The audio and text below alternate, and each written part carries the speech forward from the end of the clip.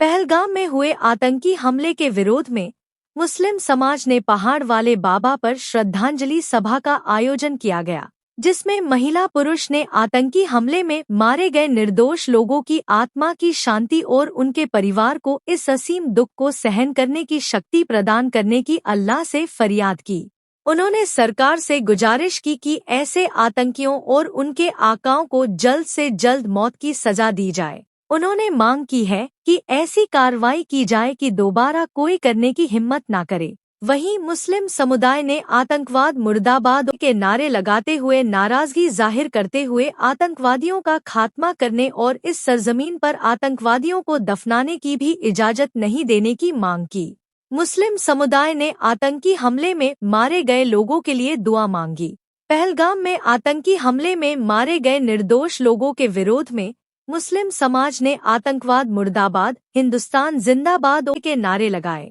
उन्होंने कहा कि आतंकवादियों को मौत की सजा दी जाए और उन्हें इस पाक जमीन पर दफनाने नहीं दिया जाए। इससे पूर्व जो लोग इस हमले मारे गए हैं, उनके लिए दुआ मांगी और उनके परिजनों को इस दुख की घड़ी में सब्र अता फरमाने की दुआ मांगी। मुस्लिम समुदाय के लोगों का कहना था कि पहलगाम में जो घटना हुई है वो बेहद निंदनीय है। इसका पूरा मुस्लिम समाज घोर निंदा करता है। जो कृत्य किया है वह माफी लायक नहीं है।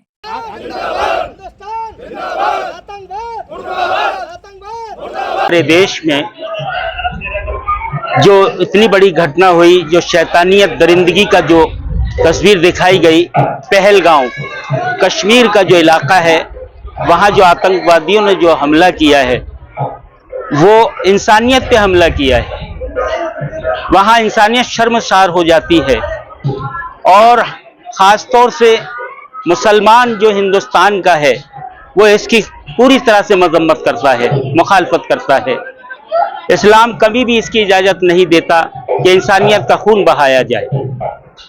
और हकीकत यह है कि इस्लाम तो ये पैगाम देता है कि सच बात कहना जिसकी भी आदत में आ गया, उस आदमी का नाम इबादत में आ गया।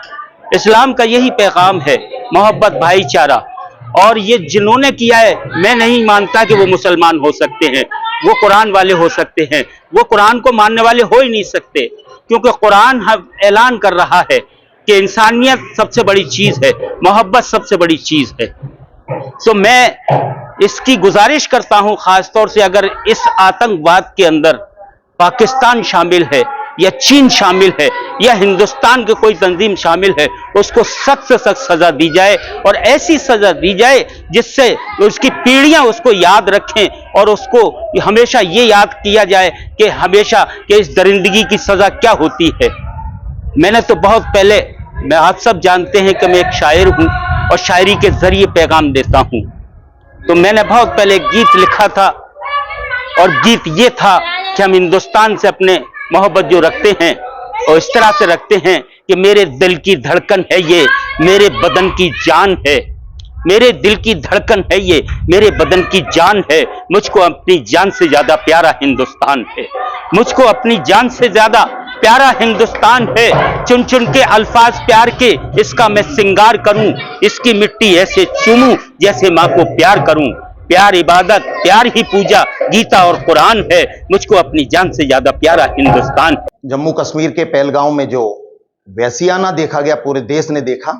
ऐसे दरिंदों को, ये किसी मजहब के नहीं हो सकते, ये किसी धर्म के नहीं हो सकते, बल्कि इस्लाम के अंदर तो ये बात तक कही गई है कि एक निर्दोष की हत्या पूरी इंसानियत की हत्या है। अब आप सोचिएगा कि जब इस्लाम ये बनाता है तो ये हम लोगों में से हो ही नहीं सकते। ये इस्लाम तो क्या, मुस्लिम तो क्या, ये इंसान भी नहीं है।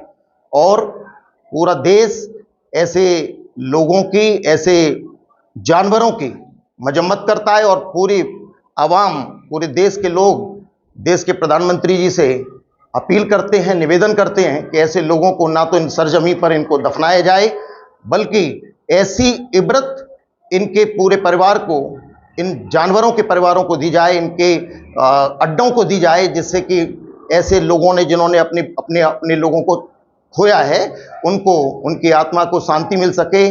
और यही पूरा देश प्रधानमंत्री जी से अपील करना चाहता है। पहाड़ वाले दरगाह पर जो 22 तारीख को दर्दनाक जो घटना हुई है, आतंकवादियों द्वारा जो कृत्य किया गया है, जो मृतक शहीद हुए हैं, उनकी आत्म शांति के लिए यहाँ जरूर हैं।